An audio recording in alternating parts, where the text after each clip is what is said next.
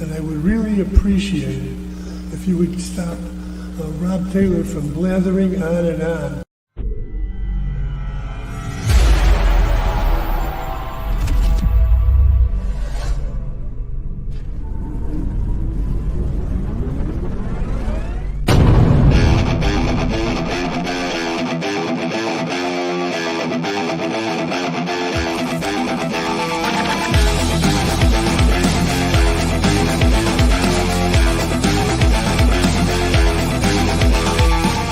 Opinions expressed by talk show hosts, callers, or guests on the Rob Taylor Report do not necessarily represent the opinions of the hosting platform, subsidiaries, sponsors, or possibly anyone else on the planet or the known universe. From the tinfoil and lead-lined broadcast bunker on the beautiful southern coast of Oregon, it's the Rob Taylor Report. So strap yourself in. Your weekly political therapy session is about to begin. Ladies and gentlemen, here he is, the nearly famous Rob Taylor. Hey, Christiani. Hello, Oregon. Wake up, America. Wake up and smell the coffee. I hope you're all having a wonderful day. It seems to be a beautiful day outside. I didn't get much chance to spend a lot of time outside yet today. Hopefully, maybe after the show, if I do get a little bit of time, I might go out there and enjoy the weather because it's going to end at some time real soon. We know it. The rain's coming. The storms are coming. We know it, folks. We live here and it's about to happen. You can just, it's the chill is in the morning air. That's all I've got to say. And who cares? It washes the tourist away. Yeah. Hopefully it washes some of the homeless away too. And I'm not talking about the homeless that actually need a home. I'm talking about the dredges of society, the derelict drug addicts that are wandering our streets today. You know, it's getting bad out there. Even it hasn't been too bad around here in Bandon. It hasn't been too bad, but you know, it's still going on. It's still going on in major cities. And you know, as long as they allow it to continue, the homeless industrial complex is going to get bigger and bigger. It's going to eat up more and more of our budget. It's going to happen. It's about redistribution of wealth. And it's going to destroy this country. We are playing Where's 3H Tree Service. I haven't got a word yet if there was a winner yet. But the last time I talked to Matt over at 3H Tree Service, he says, yes, they are playing today. And today's round of Where's 3H Tree Service has started. And so maybe he'll get up. Maybe he'll get enough signals where he's at. He can come on the show. Sometimes he's way up in a tree and it's not easy to manage the chainsaw, the cigarette, and a cell phone. I mean, you know, he is only human. But I don't know. I think he's got some extra Superman blood in him, that Matt Holman, because he does some incredible work. And if you ever, and speak of the devil, I was just talking about you, man. Heavy on the devil part. You got it, man. So tell me, where are you at? Well, I guess you can't tell me where you're at. Have you had a winner? Haven't had a winner yet. Let's see. I don't know. I panned around and kind of showed everybody where we were at, but we'll get that sun out of your eyes. We are Cammon, maybe. Can't remember. I can't remember the name of the street we're on right now, Rob. I'll put something out on Facebook here in a minute. I guess it seemed pretty easy, but we haven't had anybody come out yet. So we've been here all day. You must be real busy with the weather, the season. I don't know if it's a Rob Taylor effect or what, but we're scheduled to like the third week in November. So whatever you're doing, it's doing good. Well, you know, I really push you guys because you are incredible. And I love that last video you did of that house with the, it had a metal roof. And I'm thinking if those trees hit that damn thing, it's over with. That was really good work. And I love when you videotape that. We're going to have to string all those together because you did this before, but string all your latest videos, all your action shots. And that's going to be your commercial. I'm telling you, those are badass. Copy. Yeah, like I don't, that one video didn't come out very clear. guys are running chainsaws when I was trying to talk, but like we don't make content just for the internet. We just give you a glimpse of what we're doing. You know, it's not like I won't set up and stage stuff. We just, if we think about it, oh yeah, we'll turn on the camera and let you guys kind of see what we're doing. And you just get to see a little bit of our life for a little bit. And it seems to be working. You know, we've got quite a response, quite a few followers on Facebook. And we appreciate that. You know, the support from the community has been amazing. I didn't ask, is the contest over? I think it's Bicoastal Media. They do that contest. Did you win this year? I had to sign an NDA. I can't tell anybody till January. Not that NDAs, I think they're illegal now anyway, but anyway, I can't talk about it till January, but I can tell you that everybody voted and they did us a really good job. So I appreciate that. We did win. We won the neighborhood favorite from next door. I got a little badge in the mail for that to put on a sticker. So that's pretty handy.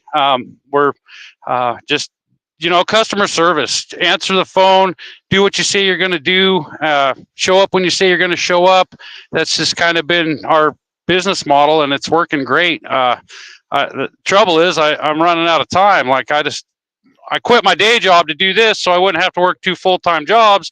And here I am working 2 full-time jobs anyways, you know, but it's all right. I love it. I love working with the trees. I love the people. I've got an awesome crew. You know, they're a little bit green yet, but they're learning and they're willing to learn, and they're showing up every day and putting in the hard work and making me look like a stallion. So I appreciate those guys too.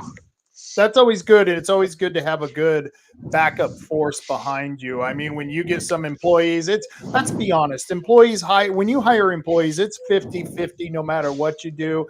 And when you get a couple of good ones, man, you really want to keep those people around, and you enjoy passing on the trade, because the skills that you're doing.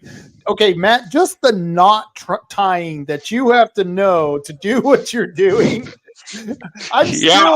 I still try to practice those knots that you taught us that one time in class. And it was like, okay, I'm still a little bit lost, but I'm impressed that you can do that every day and do it with such consistency.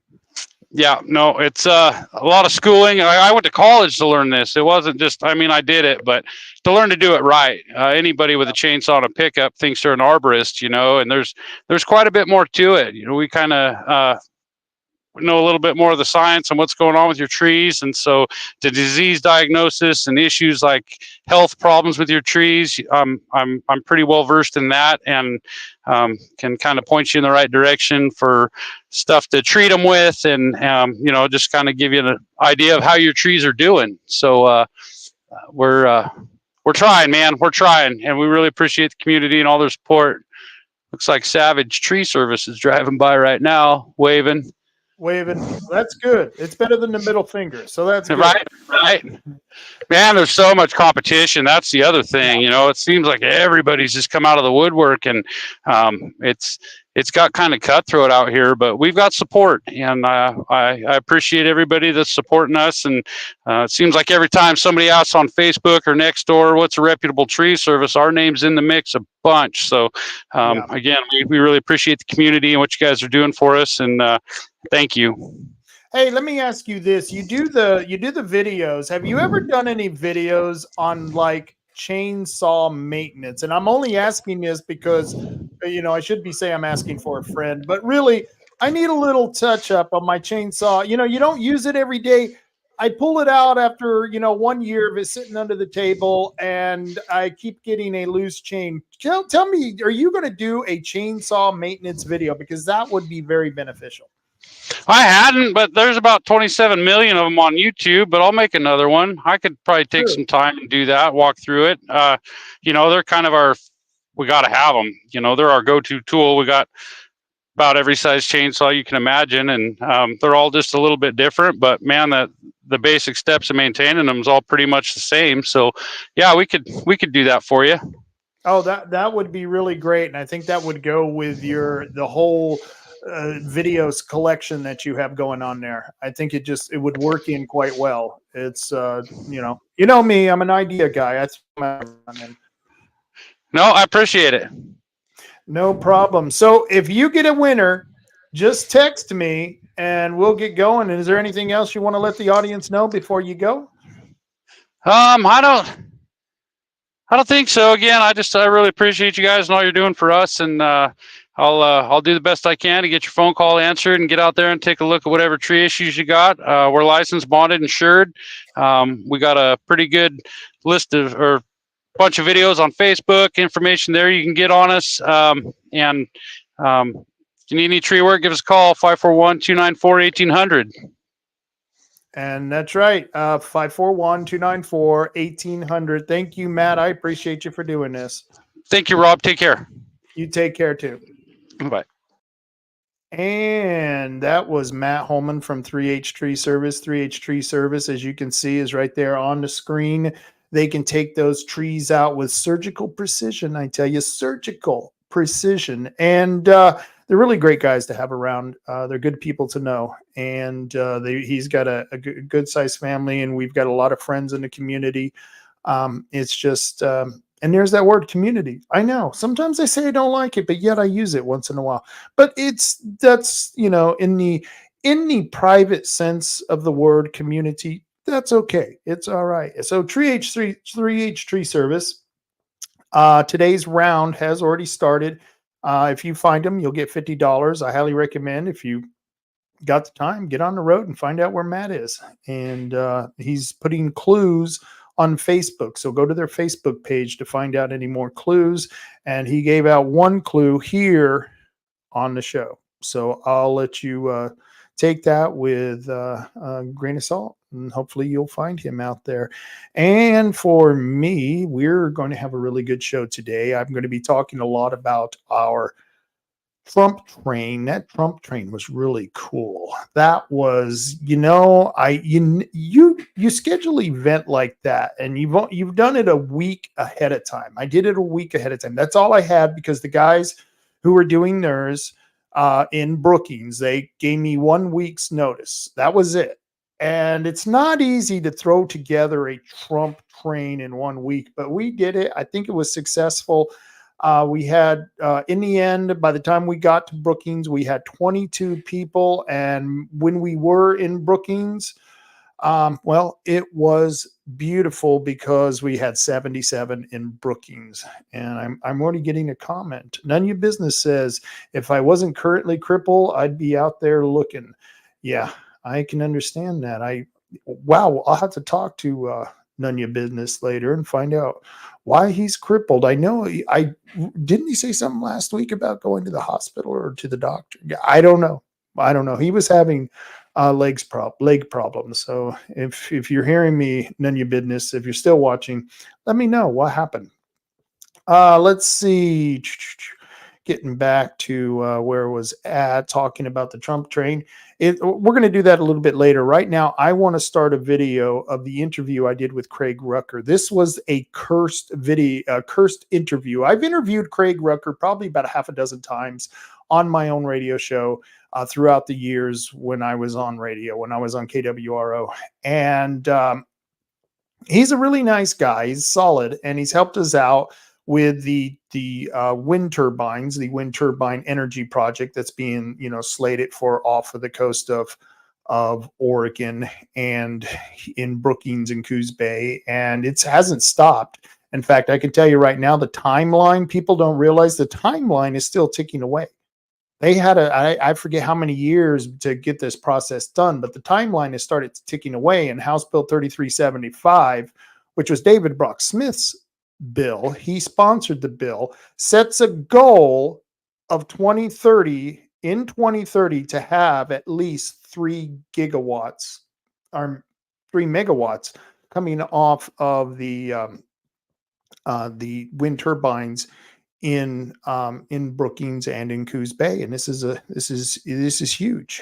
If people don't know this is a huge project. And it is 3 megawatts. Yes, 3 megawatts coming off of the ocean. And this was a goal set by House Bill 3375, which is David Brock Smith's House bill. And most people don't realize this is the agenda, and the time clock is ticking away. So I had Craig Rucker on the show because he's a hell of a guy, and I thought it'd be good to talk to him. And I'm going to play a video for you. And you guys can check out this interview. It's about 45 minutes long. And still, you can please still make comments, because I can comment back to you while you watching the video. This is technology's neat. It's I'm live. Yeah, I'm not live because I'm playing a recording of me in an interview. So see how that works? It's weird. It's like I'm too freaking dimensional. Yeah. Okay. So yeah, let me get this started here. This is a good spot. I want to thank you all for joining me today. We've got an excellent guest, one of those types of guests that you only are, if you're in the business that I'm in, trying to get people to do interviews. This gentleman is someone who is phenomenal in the area of fighting against the green agenda that's happening to this country. His name is Craig Rucker, and he is the co-founder of the Committee for Constructive Tomorrow, CFACT, and currently serves as its president. CFACT is a widely heralded as a leader in the free market environment think tank community in Washington, D.C. Rucker is also the co-producer of the award-winning film Climate Hustle. If you haven't seen that movie, I highly recommend you go check it out. But that movie was the #1 box office film in America during its one-night showing in 2016, as well as the acclaimed Climate Hustle 2, starring Hollywood actor Kevin Sorbo, released in 2020. As an accredited observer to the United Nations, Rucker has also led CFACT delegations to some 30 major UN conferences. And if you would like to see more about that, I highly recommend you go to cfact.org and find out about this organization. It's an incredible organization, and I'm bringing on its president right now, Craig Rucker. How are you doing? I'm doing great, Rob. It's a pleasure to be on your program. It's a pleasure to have you here. And for my audience who doesn't know, we've tried to do this interview now for the third time. And since we've tried to do it, we went from having all of the bidders pulling out of this BOEM project here off the coast of Southern Oregon to now BOEM completely canceling or I shouldn't say cancel, that's the wrong term. They're postponing the auction for right now until they find more interest in bidding on this. Where do you think that is going, and how that's going to lead out with this project from BOEM? Well, again, thank you for having me on your program. Yes, we've been involved for quite some time fighting BOEM all over the country. And I think that what they're doing is they're kind of reassessing things based on where the election may come out. They're not really sure at this point. And a lot of their investors, companies that would be doing this offshore wind, and we know the names of a good many of them. They're Avangrid, they're BP, they're, Ørsted. Most of them are actually European firms, have taken it on the chin because of citizen pushback and some legal issues that they've had. Among them is they've had excessively high rates. They've gotten serious subsidies from the Biden administration. If in fact another administration should come into power, we have Trump saying that he's going to make sure that no offshore wind gets put in. And that would be easy to do. All he has to do is really chop off the siphon that goes to these things. And these companies are left holding the bag, and they have no money. So I think the timing of the lawsuit in your particular case out in Oregon with the Coos Indians, I guess, and a couple other native tribes filing in early September, followed by them announcing just last week that they're going to suspend their October 15th auction of the sites there because they have no bidders is a result of the fact that so many of them think it's a nervous climate to try and invest at this time, with the political situation being kind of a coin flip. I totally agree with you. And in fact, yesterday, I gave four major reasons for the pullout of the corporations from the auction. Number was the economic insecurity, which also has to do with the second reason, the presidential election. And of course, the tribes who are suing, I think that has a substantial amount. And the fact that even the companies had mentioned that there is a lot of pushback from local governments. And I believe that comes directly from our counties and here in Southern Oregon, Curry County, Coos County, putting those advisory questions on the ballot.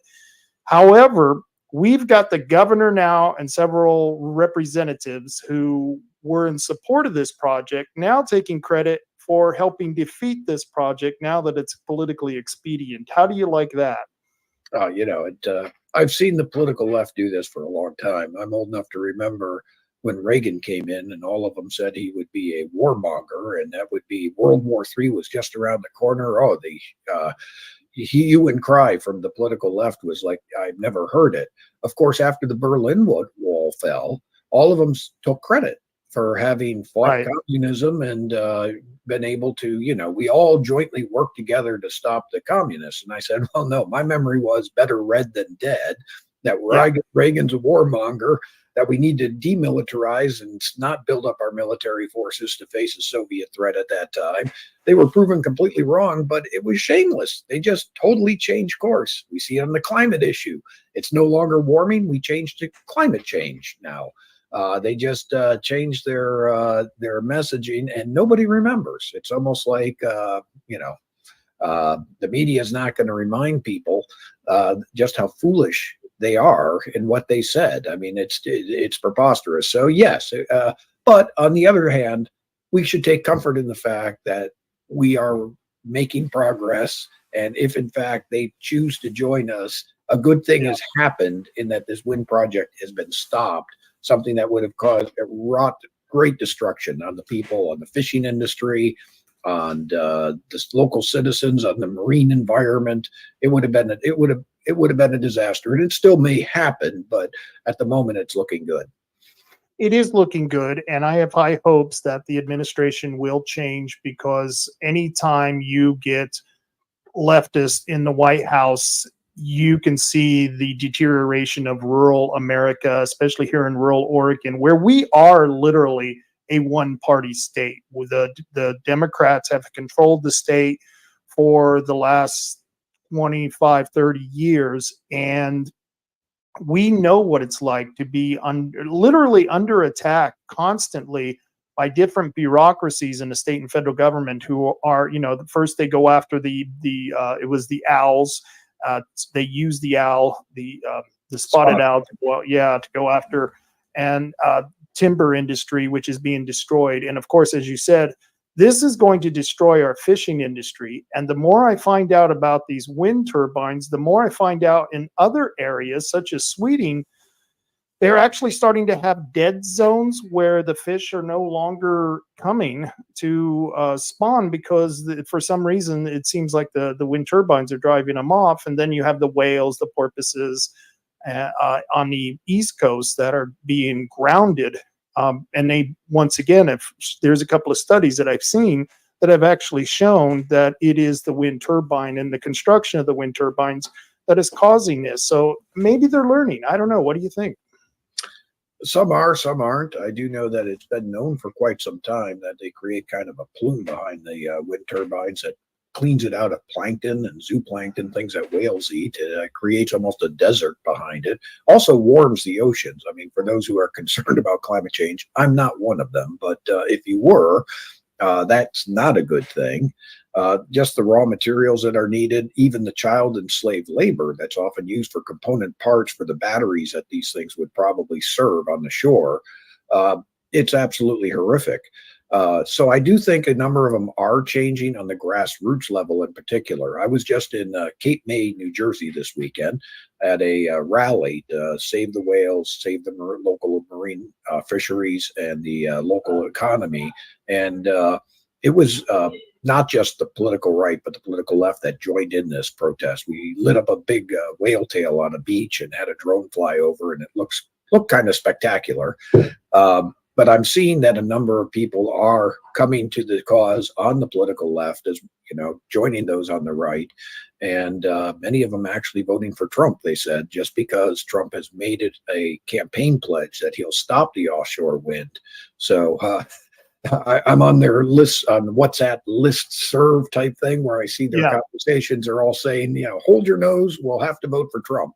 So it's not something they want to do, but they feel they have to do in order to stop this, because you aren't finding the leadership of the green groups or the Democratic Party typically coming out opposed to these. They're digging their heels in, unfortunately.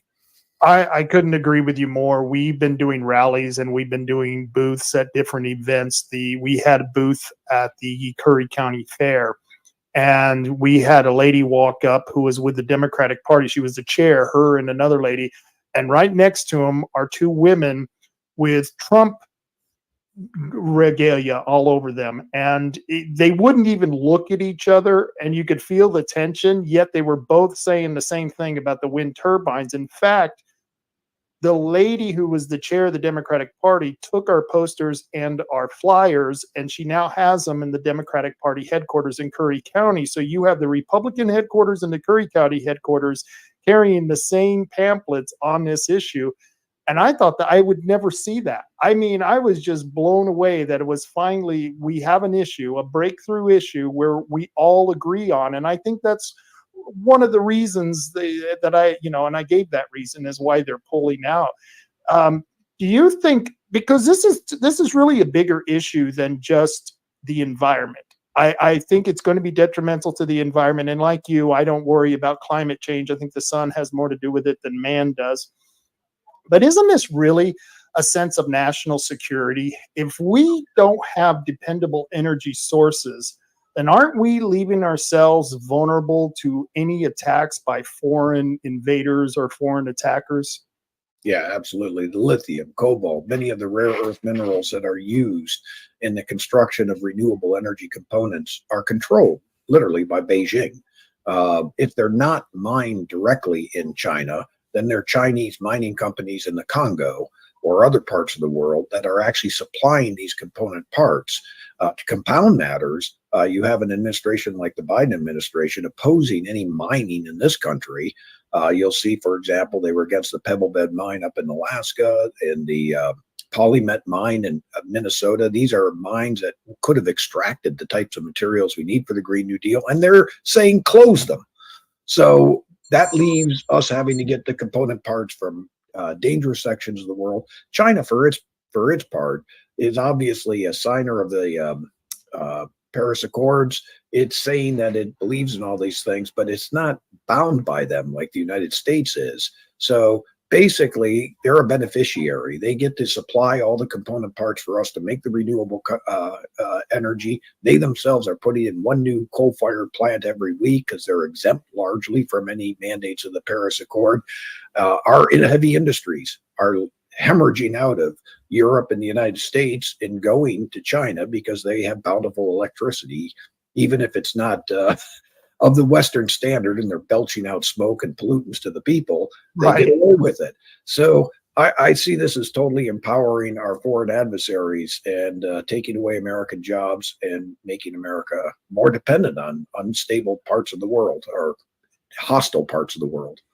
And that's what I didn't understand when I first started researching on the wind turbines, why so many green groups, Greenpeace especially, I don't understand why they're not, attaching themselves to the base of the wind turbines that are in the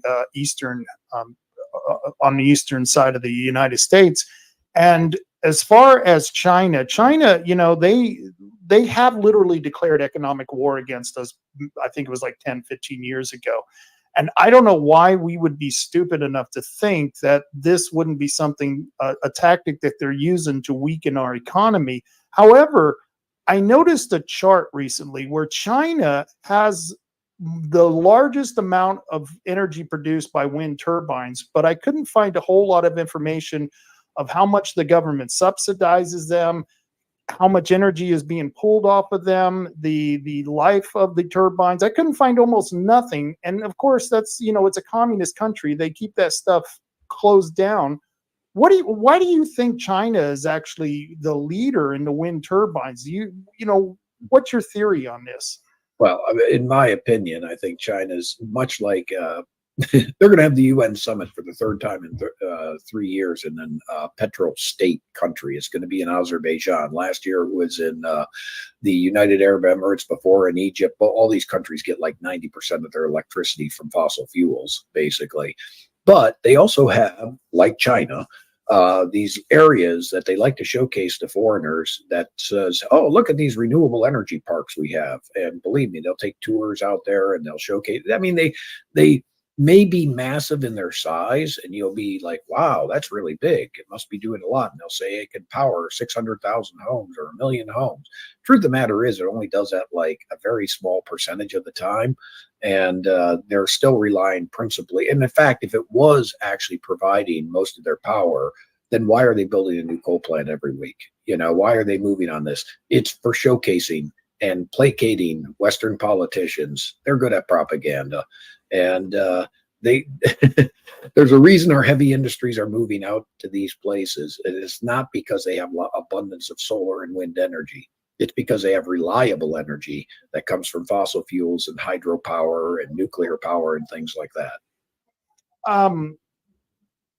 The coal plants that they're creating, like you said, they're not to the standards of what America would be creating as a coal plant. And over the last, I don't know how many years, since we started using coal as a way to heat our homes and to provide energy for those houses, we have really gotten down to the point where coal itself is now a cleaner, safer product to use as for energy sources. And could it be that China knows this? They realize that they steal a lot of technology from us. If they know that we're going to give up coal and they're using more of it, could it be that maybe they actually know something that the majority of the green weenies around here don't know, is that coal can be used at a much better, more proficiently than it did 20, 40, 60 years ago. And it's almost to the point where it's a clean energy. I mean, look at the advancement in coal technologies that we have, and yet people still think it's a dirty industry. And you're correct. I think most of the cleanup of coal occurred in this country, certainly by 1990, when we had the second round of Clean Air Act regulations go through. That much of the soot and the, they even took care of the sulfur, the nitrogen, the various things that they thought were problematic with coal burning were addressed with the type of scrubbers that they were forced to put in. And they did actually kind of a carbon trading system, but it was dealing with other chemicals back then that would address acid rain, for example. But, from that time on, they've really been pretty good. I think what Greens have done is they've now categorize CO2, which is a odorless taste. I mean, and made that a pollutant. That's not a pollutant. That's plant, right.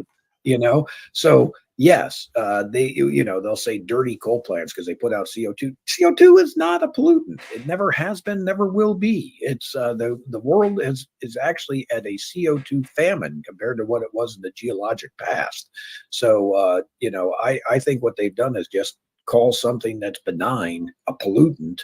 And as a result of that, now people are wanting to get rid of the power plants here when they are clean and have been clean for a long time. Now, those pollution control devices that we have on ours since the 1990s and that China still doesn't put on theirs, they're just blasting away.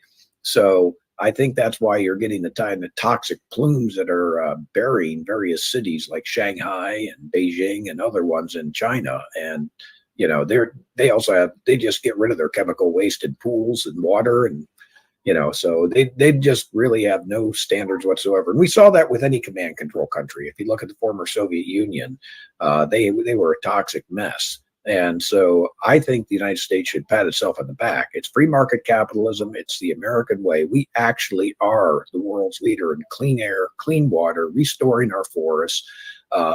And you can see that worldwide. We should be the environmental poster child that the environmentalists point to, but they look at us as a boogeyman and say capitalism's killing the planet. It's just the opposite. It's Western Europe, the United States, and those countries where people live longer, breathe healthier air, animals are rebounding, and we should be, what everybody points to as to how to responsibly manage the earth. And you're absolutely right on pointing out capitalism is part of the reason we are a cleaner environment. Capitalism has lifted millions, hundreds of millions of people out of poverty who are now using better quality sources for electricity and to heat their houses. Capitalism did that. And not only that, but America has a constitution where we have individual rights that are enumerated in the Constitution. and people are allowed to protest, to rally, to stand up against these problems, because there were problems in the 70s. Like, I think it was, I forget which lake was caught on fire because of all the pollutants in it. But It's Lake Erie. It's near my hometown of Buffalo. Yeah. Cuyahoga River in Ohio caught on fire, and Lake Erie they considered dead, and it wouldn't be brought back to life. So there were absolutely problems back then. But they've cleaned it up, correct? I've never been there, but haven't they cleaned that up? They have.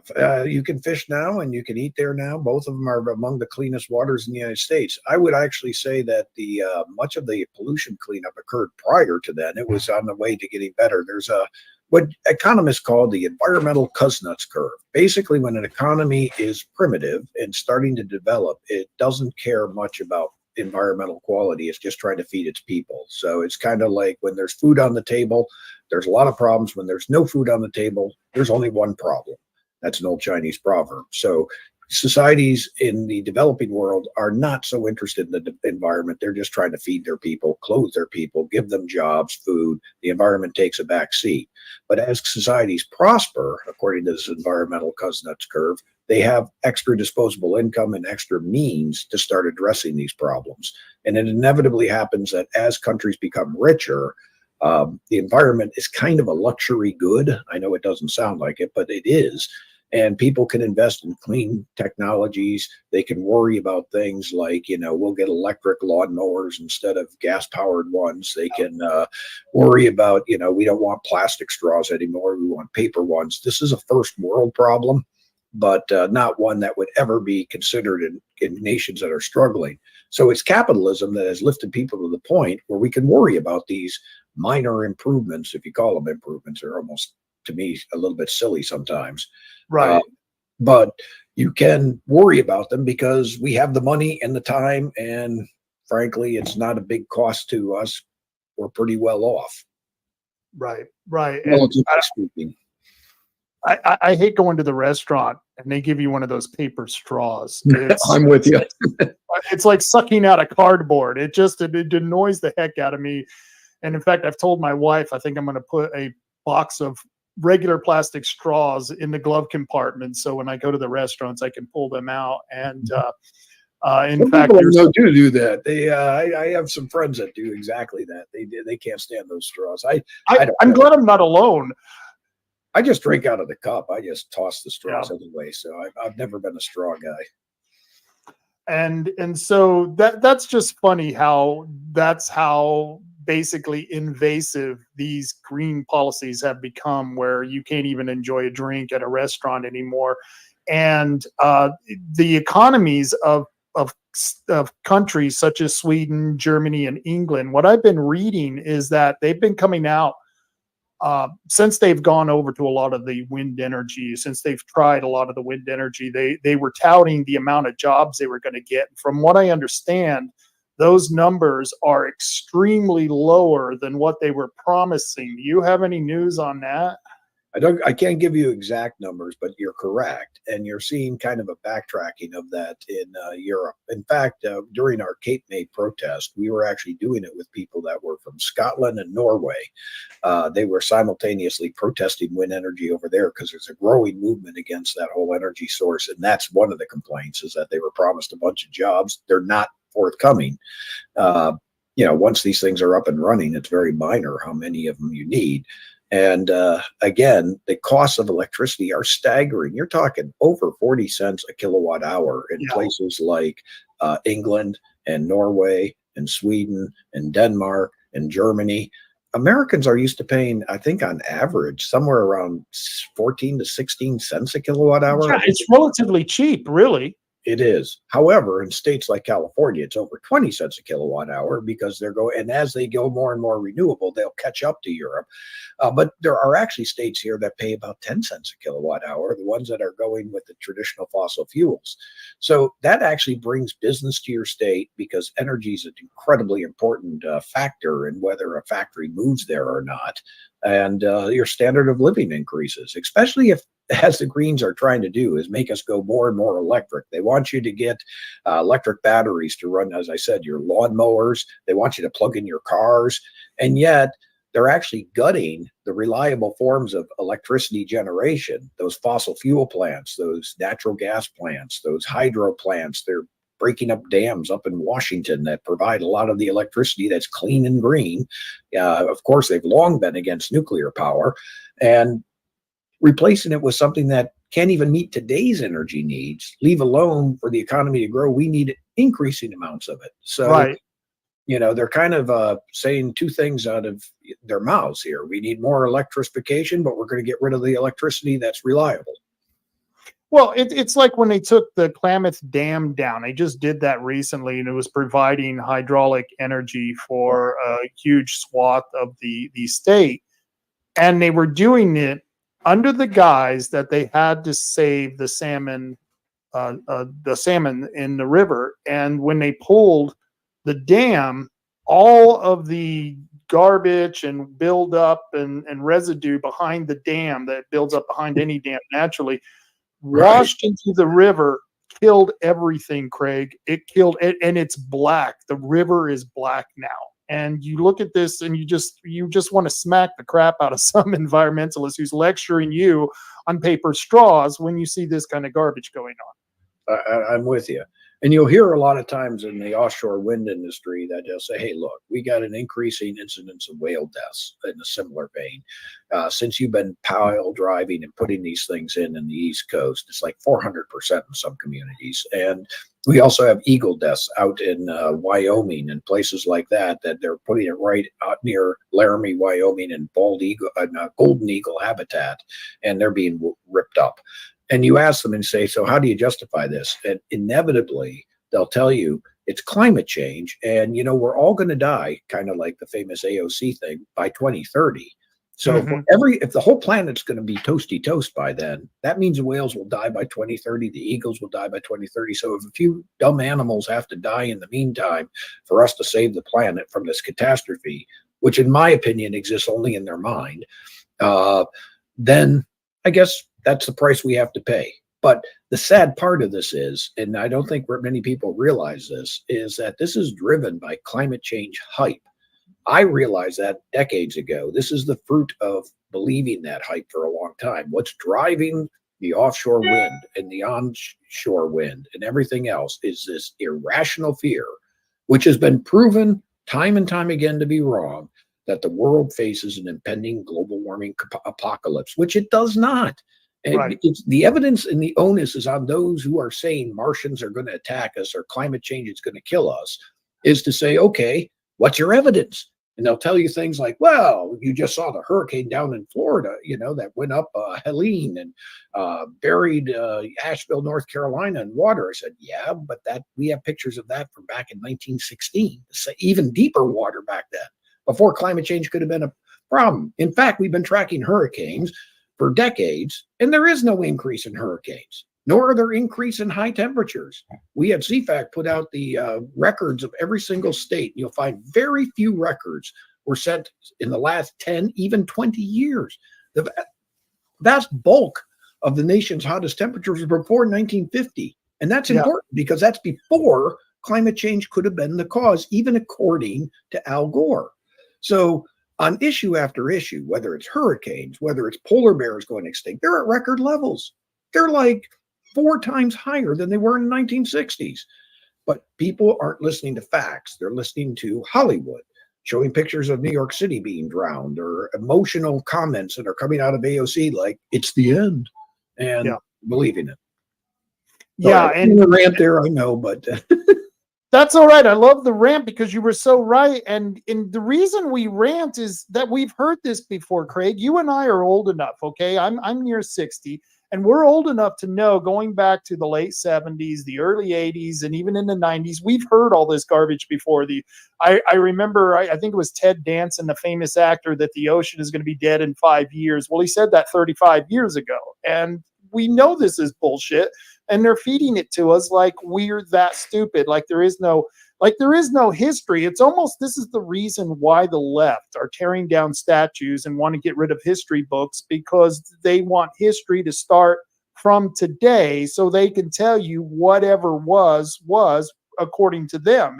Am I off there on my little rant here? Yeah. And in fact, that's what we find ourselves doing at CFACT quite a bit. And I'd encourage people to go to our website, CFACT, CFACT.org,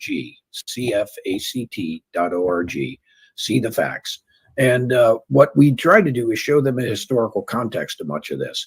If you were to say that this is hotter than it's been in the last, 20, 30 years, you're right, actually, because there has been a temperature increase. What you need to do, though, is go way back. Let's look at this from a very big historical fact, like going back to the medieval times.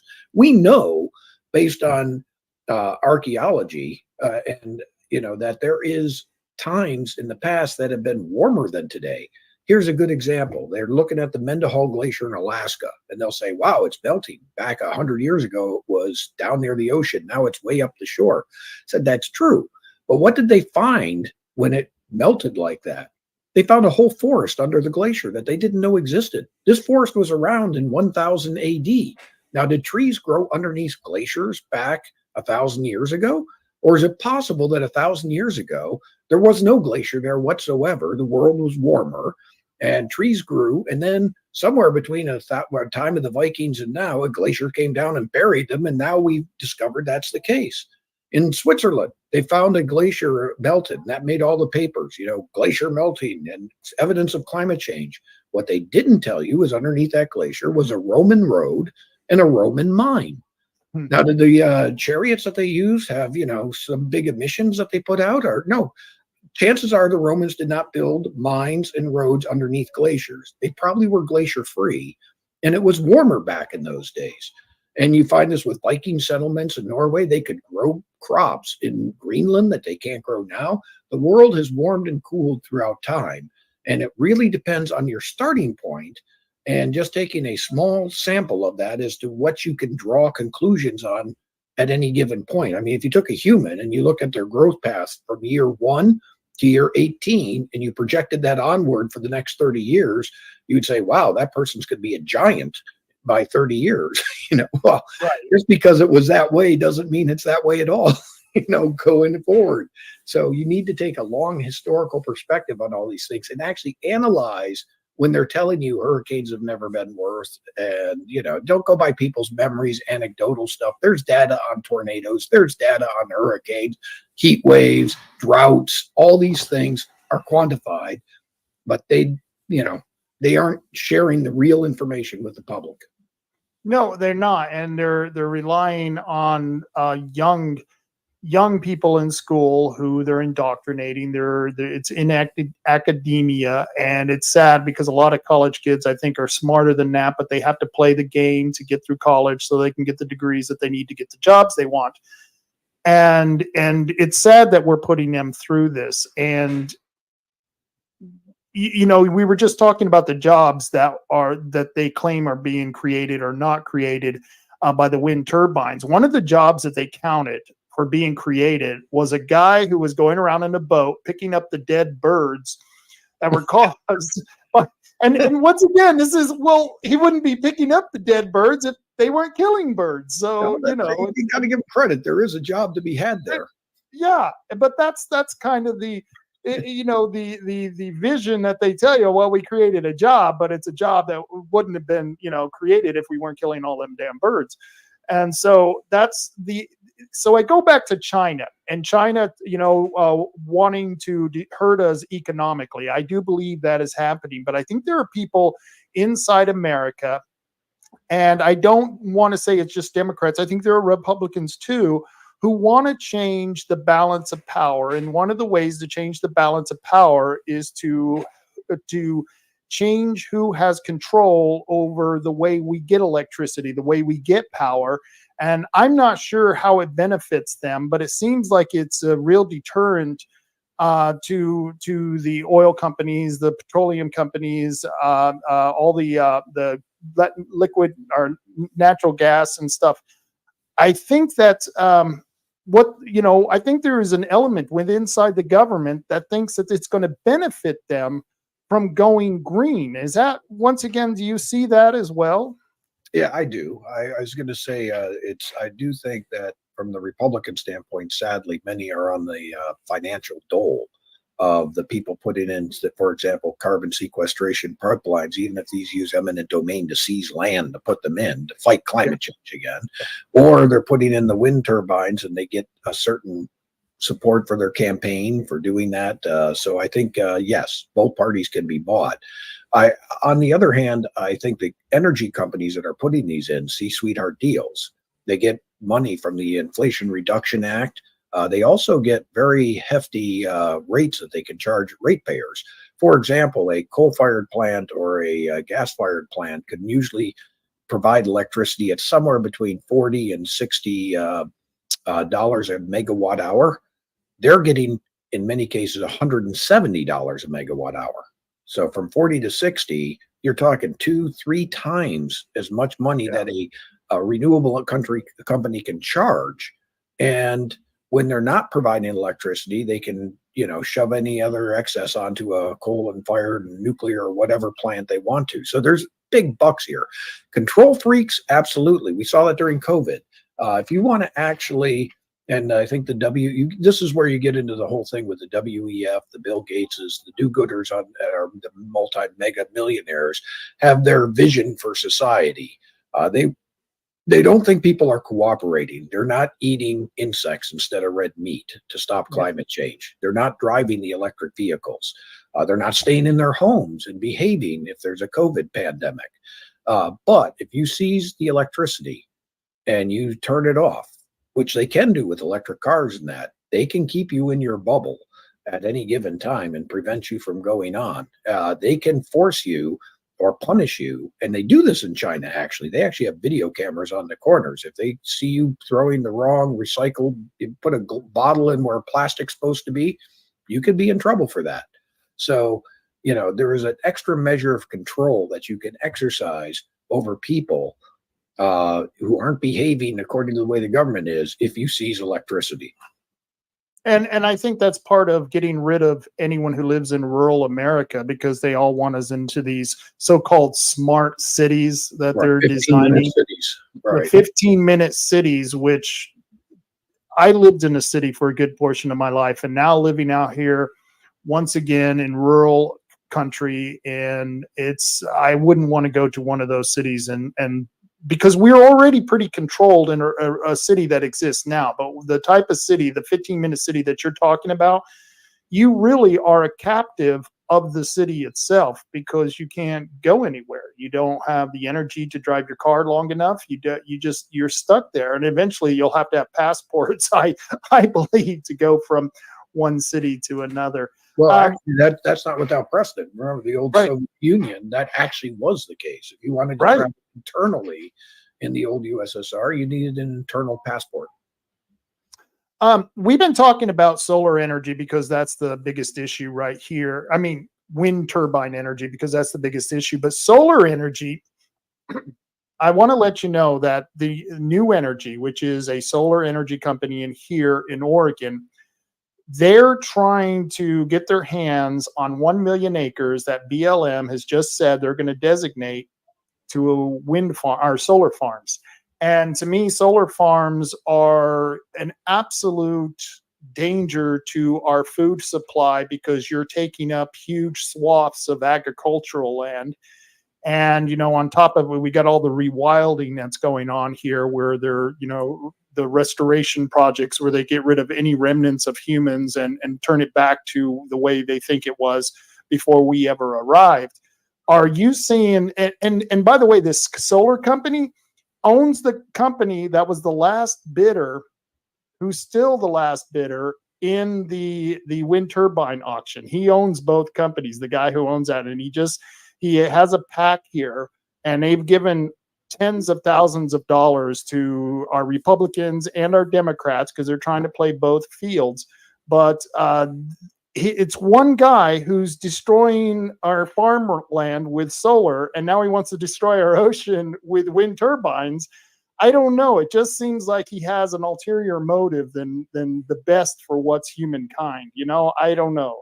Well, as I said, there's a lot of money to be made in renewable energy. They get a lot of sweetheart deals. So I would say that is probably his principal motivation is you can make a buck off this. And he's trying, and I would look at that as possibly being a very big motivator.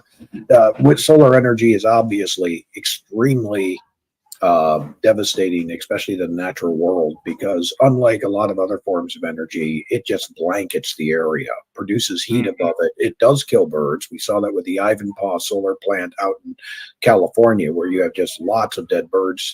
You could, again, employ somebody to go pick them up because it zaps them in a different way, kind of fries them. And in addition, it has loads of toxic materials. I mean, this is the solar, even more so than wind, is where you get especially things like cobalt in the batteries, but also that's also for electric vehicles, but also for the solar components that come from using young children in Africa to do the mining for these things in extremely unsafe conditions. There's a good book that was out called Cobalt Red, was a bestseller, New York Times, by a journalist who went into the Congo and actually witnessed firsthand the number of young children that are recruited by, in many cases, Chinese mining companies to go into these small holes. They collapse, hundreds of them die sometimes. And he interviewed the parents and everything. It's heart-wrenching, actually. And these same Greens who are talking about environmental racism and ESG, and DEI, are the very ones who are promoting an energy source that is hugely immoral in how they get their component parts, and they feel virtuous about it. And it's really sad. Yeah, they do feel virtuous about it. And like you said, when you see the real story, and they know this because they're there, they've done the research, they have to know this. They're speaking out of both sides of their mouth, and it's to the detriment of the people, the citizens, and it's to the benefit of whatever policy they're pushing. And it's sad. Craig, before I get you out of here, is there anything you would like to tell my listeners?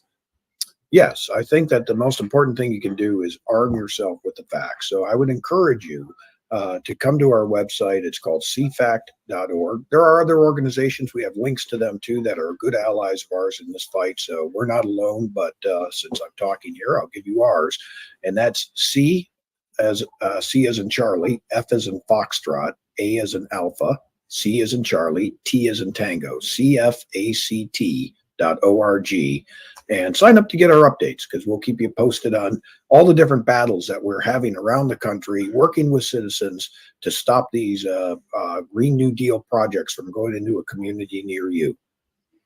And, that's one of the things I look forward to, is seeing your newsletter, because I know for some reason it's going to pertain to one of the issues that I'm working on now. And I recommend people, I've got the website at the bottom of the screen, CFACT.org.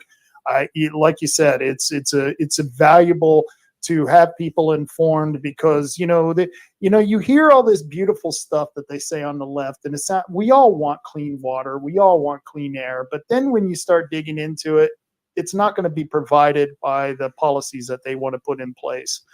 And so I think your newsletter dispels some of those myths. And don't underestimate the power of just taking this information. We got Halloween coming up, Thanksgiving coming up, Christmas coming up, just sharing it with your family, friends, and neighbors. And you know what? They'll look at you funny the first time you share it with them. But as they start hearing it, I always say you got to hear it from 3 different sources. They may hear somebody else talk about it, and after about 2 or 3 times, they go, maybe there's something to this. So, I just recommend, one-on-one. That's the best way to change people. So I agree. To those closest to you, convince them, and don't worry about the world. Just those that you have contact with, just, buy them a beer, sit down, chat with them. Or if you're over a family meal, just, and the subject comes up, offer your insights. Yeah, it's stay away from the politics, stay away from the religion, and stick with the environment. And I think you can make an intelligent argument without even including those other 2 issues. I think that's a great thing to talk about, and you are educating people. We'll have to get you out here sometime. Have you ever been to Oregon? Oh, I've been there many times. There's only one state I haven't been in. For some reason, I've never been to North Dakota, but I've been to Oregon numerous times. I don't know why. I've been north, south, east, and west of North Dakota, but haven't been to that one. But Oregon, yes. But it's been a couple of years, so I'm definitely due and would love to come out there. and maybe we can do something like we did in Cape May and do a little anti-wind protest of some sort and have some fun. It'd be great. Well, thank you for being on. I appreciate it. All right. Thank you for having me on.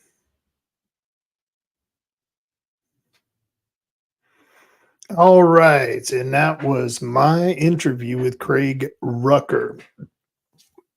I don't know if I explained it in that video, but I tried to interview him 3 times. 3 times. The first time I sat there and we did this great interview.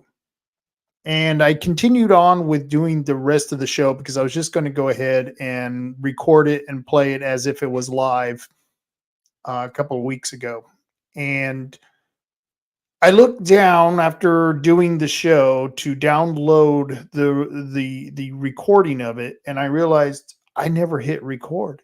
I completely screwed it up and I never hit record. Yeah, sometimes you do things like that and you just want to punch yourself in the face, but I didn't. It was just one of those mistakes. I make them too. And then we had the second interview. Everything was going great, just like the interview you just saw. And all of a sudden, the camera stopped working. Then the mic stopped working. It was like, what the hell is going on in this interview? I don't know. It was almost like it was sabotagey, I tell you. And I'm glad Craig is a great guy. He came back around. He decided to go ahead and do it a third time. And that was what we got. That was the end product. And I also learned that for some reason, if I click to the page that is being played on the stream service that I'm using, for some reason, it started stalling in the middle. I apologize for that. Somehow I got it back to on time where the program matched the audio, the video matched the audio. And so that worked out quite well once I got it synchronized again. But I appreciate him, and this is such a great guy. We had a meeting with a commissioner, Bob Main from Coos County. We had gosh, I forget the name of the commissioner from Curry County who was on the line. We had the lawyer from the Indian tribe. We had Craig Rucker's lawyer. We had the Trawlers Association with us. There was quite a few people there who are significantly involved with the wind turbine project that's going on. And we were talking about our strategies of moving forward. And part of that discussion led into the Indians were going to file lawsuit. We knew that. They had already told us they were planning on that.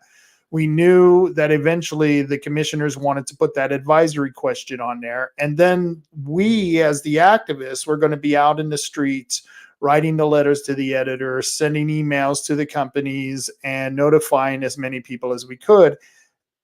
Craig and everyone else on there worked on that project. That project was created. And I shouldn't call it a project. It was a campaign. It was literally a campaign to break wind, the Breaking Wind campaign. And Craig Rucker, I'll tell you what, he's one breaking wind mofo. He did a great job. And that's where we came up with this strategy. And like I said, even if that meeting didn't happen, the Indians probably would have filed lawsuit. I don't know if the commissioners would have put the advisory question on. That was something that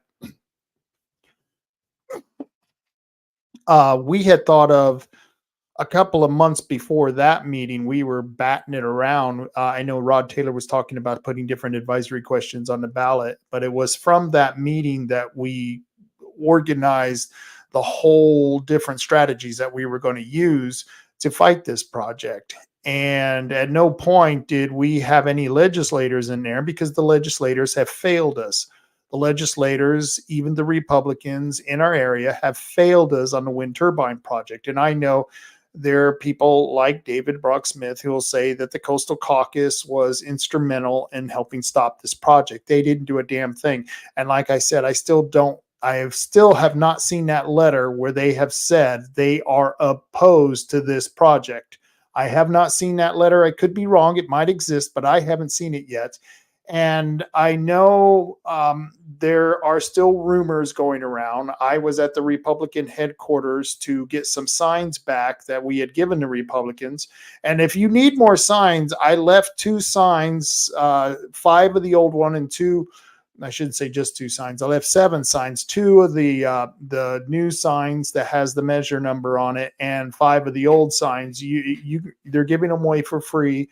Of course, you'll have to find them under the table because for some reason they stuck all our signs under a table. Yeah, I don't know what was going on with that.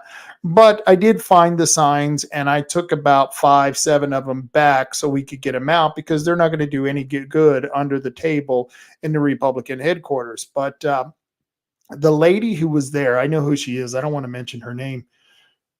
She said, "Oh yeah, the governor wrote a letter on that. She said she was stopping that." And I go, "Yeah, but the governor can't do anything. The governor doesn't do anything. She doesn't have any authority over a federal project." I said, "We still have to do this vote." And luckily I had some pamphlets with me, and I left the pamphlets with her. Hopefully they didn't get thrown in the trash. Hopefully they're not sitting under the table. Hopefully they're giving them out. And if they're going to be there on Halloween night, they should give them out with the candy. Usually the Republicans will give a bag to all of the kids during Halloween who come out for the Halloween giveaway, the trick-or-treat event that they have at the mall. This is Pony Village Mall here in Coos County. And they do a plastic bag full of different flyers and cards from candidates and different issues. And usually they'll have a card promoting the candidates that they are supporting. So hopefully they will have our flyer in that bag.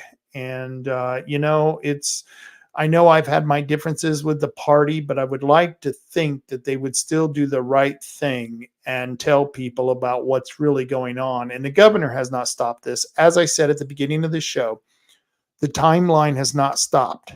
The timeline has continued. The only thing that was stopped, and it was only stopped temporarily, was the auction. The bidders pulled out, and that was the main reason they stopped the auction. The reason the bidders pulled out, as I said on this interview, were for 4 main reasons.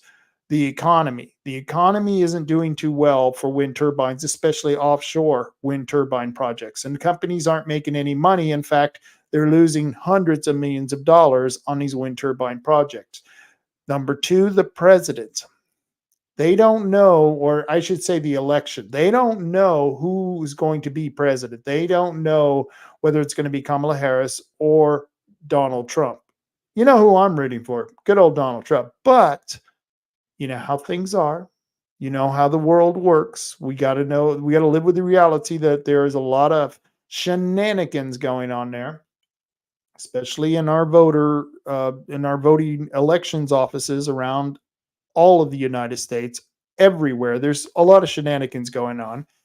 So we don't know who's going to be president. It might be Kamala. It might be Donald J. Trump. But if Donald becomes the next president, this project and most of the offshore projects are going to be done with. They're dead in the water. If Kamala gets into office, it's going to be another $100 billion to the wind turbine energy companies. That's just the way that it rolls. So that was the second reason. The third reason is the lawsuit filed by the Indian tribe. The Indian tribe filed a lawsuit, and there was rumors that there was another tribe considering filing lawsuit. This is going to be huge because, as I was explaining, that the Indian tribe, and I was explaining this a couple of weeks ago, that the Indian tribe itself, they call themselves a sovereign nation. In essence, they're not a sovereign nation because the Indian tribe, its land is in the hands of the Department of Interior.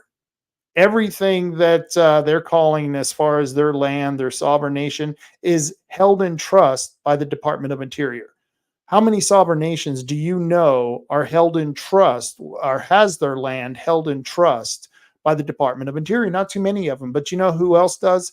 You know who has their property held in trust by the Department of Interior? Well, that's also all of the agencies under the Department of Interior. And those agencies are federal agencies, and the Indian tribes themselves are considered nothing more than really a federal agency. So when you have an Indian tribe, which is a federal agency, taking on another federal agency, that's the best conflict you can create when you want to stop a project. And that's a great way of stopping a project. So that was the third reason I gave. The fourth reason was the advisory question put on the ballots by the Curry and Coos commissioners. Them doing that act of putting those questions on the ballot, those advisory questions, was the fourth reason. And if you want to add a fifth reason, yes, it was because those of us who were out there at the meetings, going to the meetings, who were out in the streets protesting, who were contacting businesses, putting up signs, writing letters to the editor, getting this information out on social media, all of that was also the reason that these companies pulled out. And that's not coming from BOEM, the Bureau of Ocean Energy Management. That's coming from the quotes that were in the articles about the auctions and these companies pulling out of the auction. It was their quotes from those companies. And so coming from or listening to that and listening to the reasons why they pulled out, those were my 5 reasons why this happened. And in order as I gave it to you, I believe the economy had the most impact on these companies. There was one company on the East Coast that has lost now $350 million on their wind turbine project, their offshore wind turbine project. It's not always the case with the turbines on land. And that is debatable, because I know people who are opposed to the offshore turbines, but they're not opposed to the turbines that are on land. I myself, I think it's all a boondoggle. I think it's nonsense. It's voodoo technology, and it's only being generated, no pun intended, but these projects are only being generated to get a hold of public tax dollars. That's the only reason they're doing this. And I think that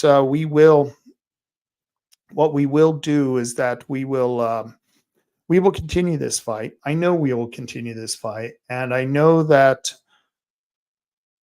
the timeline is still ticking. I just watched a Department of Conservation and Land Development, DCLD, the Department of Conservation and Land Development, just had a meeting talking about the timeline and going into 2025 and 2026 with this project. So they're going to come back with this project. If they get bidders interested in this project, they're going to come back.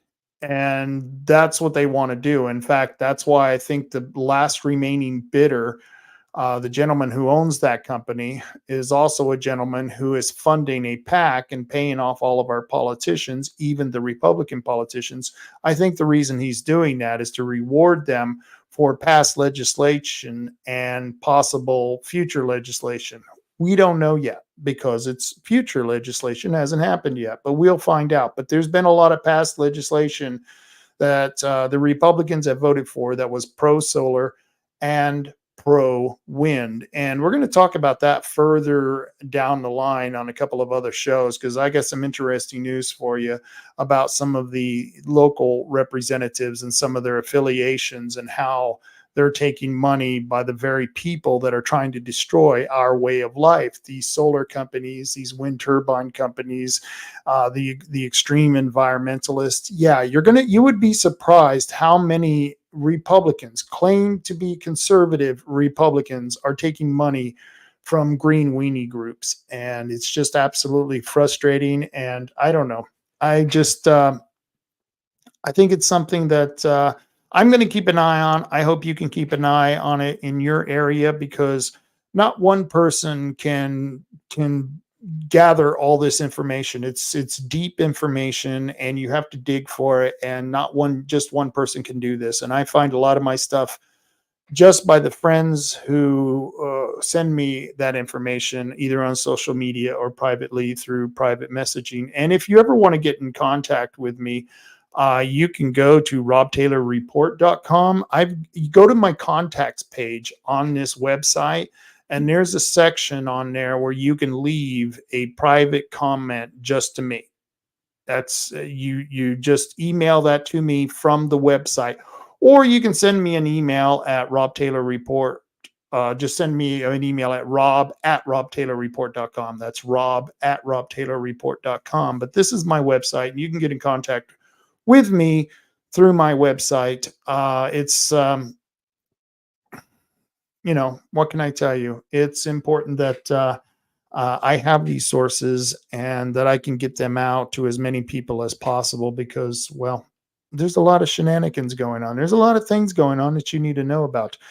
Let's see. I wasn't going to spend this whole show talking about wind turbines. In fact, I had promised that we would talk about the funnest event that we've had in a while, and that was of course, the Trump train. I told you when we left Coos Bay and we hit Bandon, we had about 13 to 15 vehicles with us. Somehow between Bandon and a pit stop, an unscheduled pit stop that we had, that was at mile marker, what was that? Mile marker 319, I believe it was. It was just past Port Orford. It was just past the view on Port Orford, in between Gold Beach and Port Orford. There was this, I think it's a state wildlife refuge, and they have bathrooms and a place where you can park. And I forgot all about this place. And so the Trump train, I know that I told a lot of people that we weren't going to make any bathroom stops between Coos Bay and Brookings. But we, unfortunately, someone had to go to the restroom, and that just happens. That's natural. I don't want to do any pee shaming on this show. We did enough pee shaming on Friday night show, and I know there were people who wanted to go to this event, but they didn't think they could make it because, well, for different reasons. And we did a little pee shaming on the show a couple of weeks, or was this past weekend on Friday night before the event, because there are pee people out there who just can't go the full distance. I can understand that. They're what we call high frequency peers. You heard of high frequency flyers? Well, there are high frequency peers, and I guess I should have been more sensitive, but the fact was I didn't know that there was a stop between Coos Bay and Brookings where we could get all the cars from the Trump train in the parking lot so that people could go and use the restroom. The only point between here and Brookings that I could remember was the viewpoint just right south of Port Orford. And when we drove by there was no way we were going to be able to fit 20 cars into that parking lot. There was just no way possible. It's just, when we drove by, there was probably about 2 or 3 spots available. So we would have pulled in with 20 cars and we would have caused a traffic jam, because it's almost impossible to turn around once you get to the end of the viewpoint in Port Orford. But this other spot that we found on mile marker 319 on this wildlife refuge, it's a state refuge wildlife area, and they have bathrooms there, and they have 2 huge lanes in front of the bathrooms where they allow people with boats or RVs to pull in. Well, I didn't realize they were there, because otherwise I would have put that in our schedule when we were going down to Brookings. And next time I'm going to make the schedule about a half an hour earlier than what I did this last time, because we were late. Yep. I mean, it was a fun time. I had a really great time, and most of the people who went seemed to have a good time. And so we did have this unscheduled bathroom stop that we had to make, which made us about another 15, 20 minutes late. And we were late because when you have those flags and all those signs on your vehicles and you're in a pack of 20 people, well, you can't really go much faster than 50 or 55 on the freeway anyway. And you know how curvy that road is on 101 going to Brookings. If you don't, I'd recommend you take it. But it was a beautiful day. It was warm. It was sunny. The scenery was incredible. And there was a lot of good people out there. Made a lot of new friends, saw a lot of old friends. I saw a lot of old friends that I haven't seen in a while. And I think that we may do something like that again. And I'm batting it around because we now have time. I mean, like I said, I only had a week to plan this last event, but we now have time to plan a bigger event because I want to do an event on November 2nd, the Saturday before the election. And I'm not sure what we want to do. Do we want to do another Trump train where we go down to Brookings? And if we do go down to Brookings, I promise everyone, all you ladies out there who didn't get to go this time, and once again, I sincerely apologize. If I would have known that there was a decent place for us to pull over safely, I would have made time for it. And so I am sincerely, I apologize. I wish I would have known that and it would have been okay. But if we do another Trump train where we go down to Brookings, and I don't know, I'm batting this around. I'm thinking that, like I said, I would start it a little bit earlier and we would put in that bathroom break. But I don't know. It's an idea. I don't know. We'll think about it. Because like I said, we got about a month to go.